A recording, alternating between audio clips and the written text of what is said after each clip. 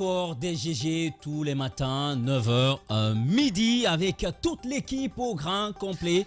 Eh bien, ce dossier d'enquête Babila, on en parle avec vous rapidement. C'est une belle affaire de transaction aurifère qui débouche à un dossier d'abus de confiance. Près de 920 millions de dollars seraient au centre d'un contentieux qui oppose Koulibaly Karim à Mohamed Lamine. Le second aurait refusé d'accomplir sa part de contrat alors qu'il était censé fournir de l'or au premier, prétestant de l'impossibilité d'en trouver.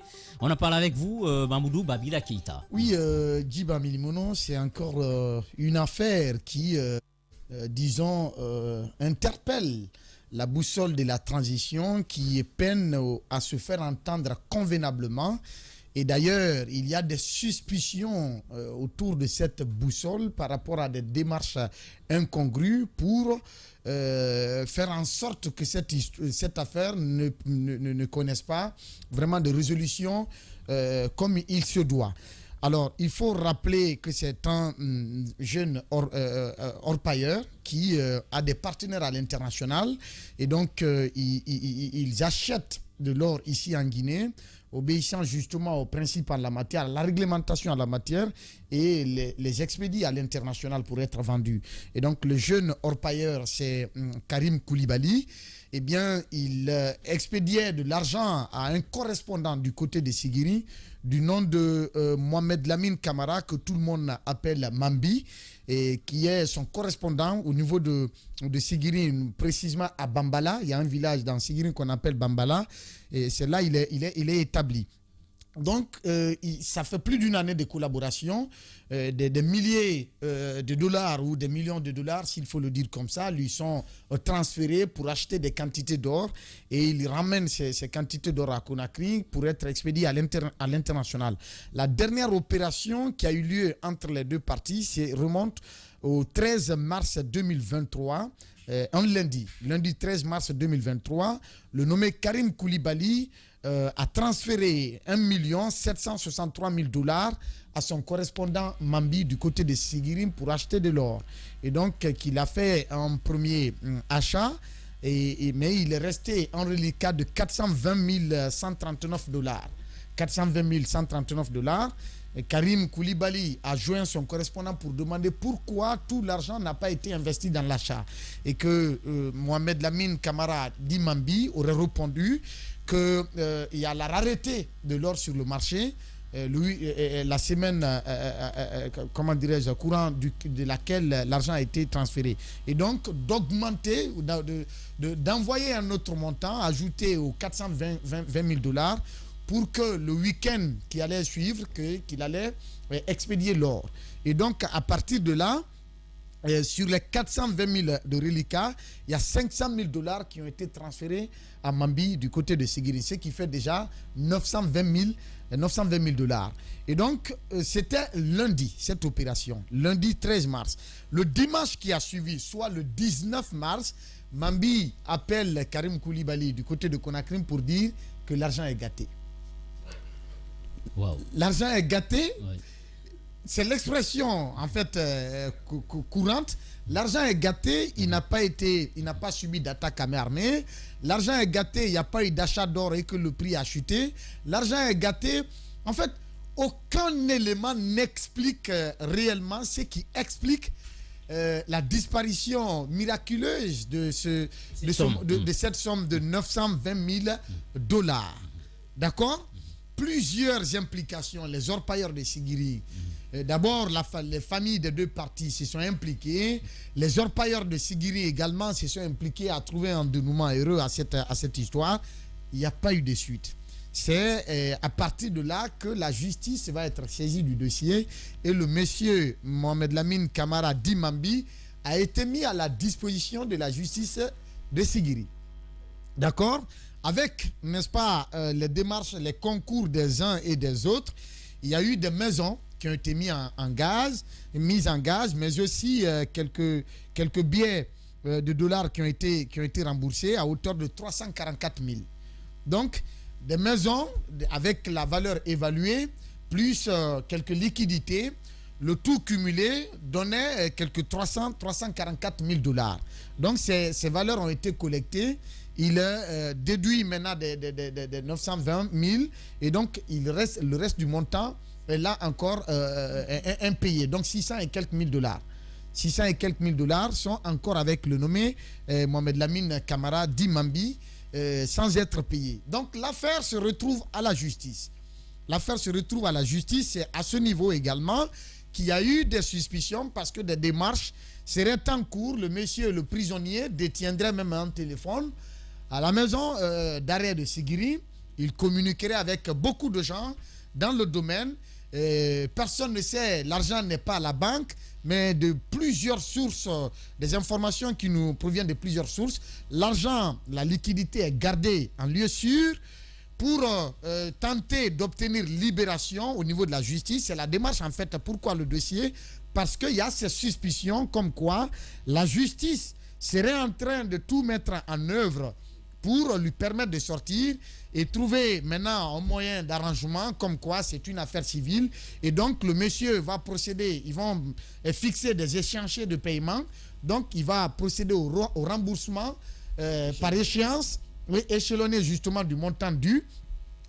Pendant ce temps, lui, il va se faire des profits et donc au détriment de l'argent de son fournisseur qui a aussi ses patrons à l'extérieur qui aujourd'hui sont engagés dans une sorte de conflit, de confiance ou de manque de confiance avec leurs partenaires ici.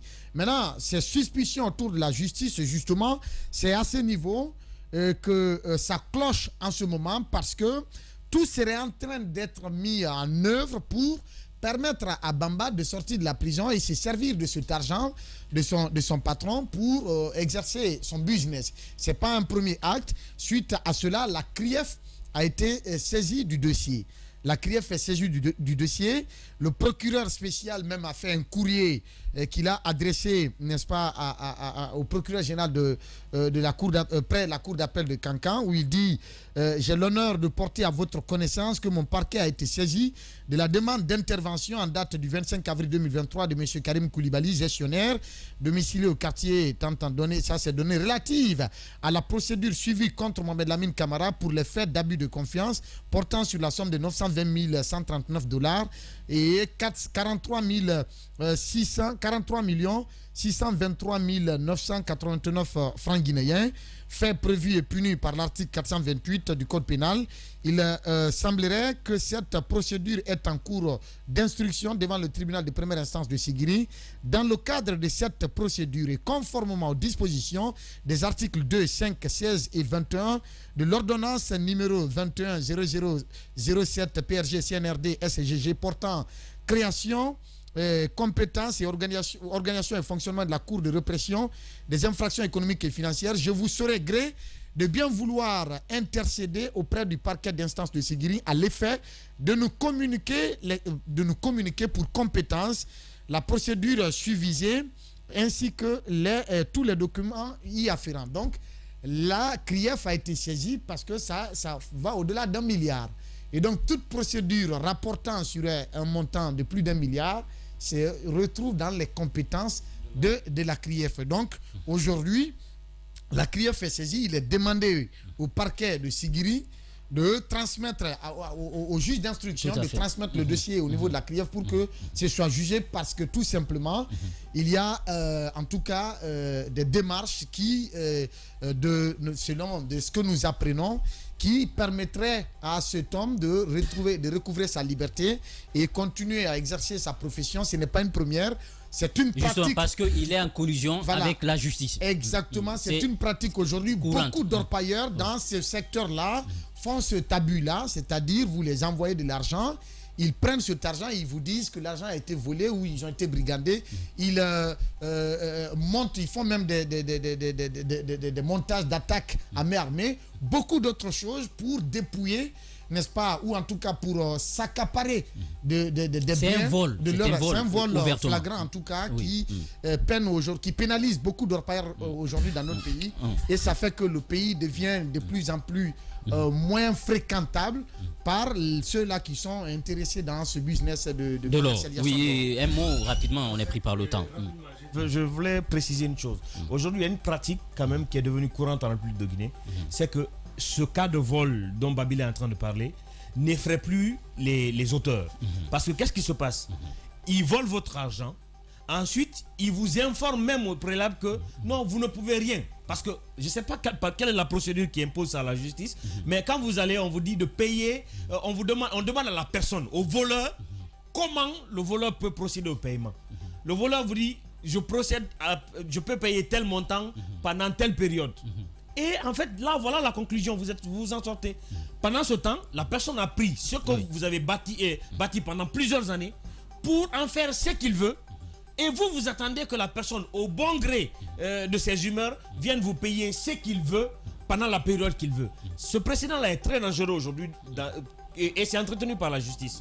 Ce cas-ci est un cas évocateur parce que le monsieur qui est en prison, pour lequel on est en train d'entamer les démarches pour sortir, il va s'engager à payer l'argent volé.